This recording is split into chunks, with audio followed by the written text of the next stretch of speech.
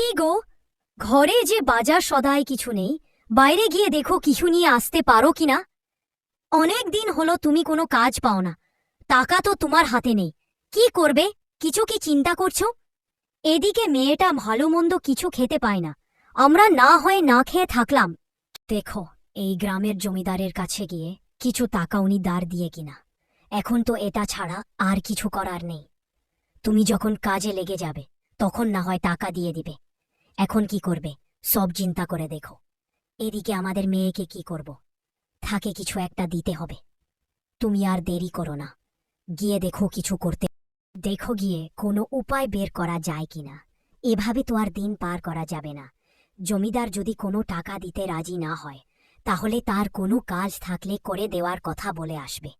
এখন যায় তারা। আজ যদি কিছু না নিয়ে যেতে পারি তাহলে তাদের সামনে মুখ দেখাবো কি করে?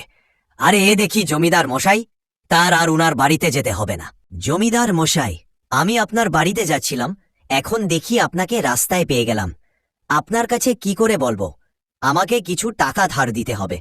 আমার কাজ না থাকায় বাড়িতে বাজার সদাই কিছু করতে পারছি না। এখন আপনি যদি কিছু টাকা ধার দিতেন অনেক উপকার হবে।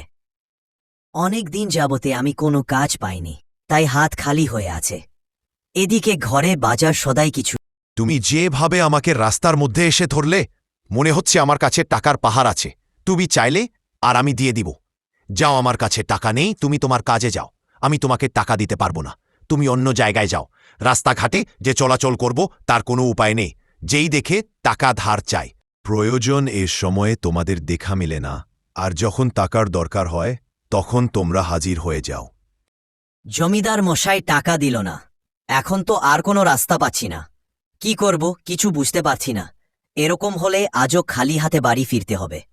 আরে এটা কি? এরকম মুরগি এর আগে কখনো দেখিনি। আর এটা এখানে কি করেছে? আর মুরগ এত বড় হয় আগে জানতাম না। মনে হয় না আশেপাশে কেউ এটা এনেছে। আরে এটাকে দেখে মনে হচ্ছে এটা সোনার ডিম মুরগি। এটাকে যদি আমার সাথে নিয়ে যাই তাহলে প্রতিদিন সোনার ডিম দিবে। আগে যাচাই করে দেখি আশেপাশে কেউ এটা নিয়ে এসেছে কিনা। তারপর এটাকে নিয়ে গেলে আমাদের আর অভাব থাকবে না। আমার খুশির আর বাদ থামছে না। যাই গিয়ে দেখি এটাকে বস্তিতে নিয়ে যাওয়া যায় কিনা। তারপরে সে এই সোনার ডিম পাড়া মুরগিকে নিয়ে তার বাড়িতে যাওয়ার চিন্তা করতে লাগল। সে ভাবতে শুরু করল, এই মুরগি প্রতিদিন একটা করে সোনার ডিম পারবে। এতে করে সে অনেক বড় লোক হয়ে তার কোনো অভাব থাকবে না। সে এভাবে ভাবতে ভাবতে তার স্বপ্ন থামছে না। সে এই মুরগিকে দেখে অবাক হয়ে যায়, তার কারণ হল সাধারণ মুরগির চেয়ে এই মুরগি সবথেকে বড়, যা থাকতে অনেক ভাবিয়ে তুলেছে, কারণ সে এর আগে এরকম মুরগি দেখেনি। সে এটা চিন্তা করতে লাগল কিভাবে এই মুরগিকে তার বাড়িতে নিয়ে যাওয়া যায়। যে চিন্তা সে কাজ সে তার মুরগিকে জিজ্ঞাস করল, কি গো মুরগি, তুমি কি আমার সাথে আমার বাড়িতে যাবে? মুরগি বলে উঠল, আমি তোমার সাথে যাওয়ার জন্য অনেক সময় ধরে বসে আছি। সে মুরগি কথা বলা দেখে অনেক বেশি চমকে ওঠে এবং কিছুটা ভয় পেয়ে গেল। এভাবে তাদের মধ্যে কথা চলতে থাকে। একসময় মুরগি এমনভাবে কথা বলা দেখে সে অবাক হয়। সে বলে, আমার সাথে কি আমার বাড়িতে যাবে? তুমি কি সোনার মুরগি?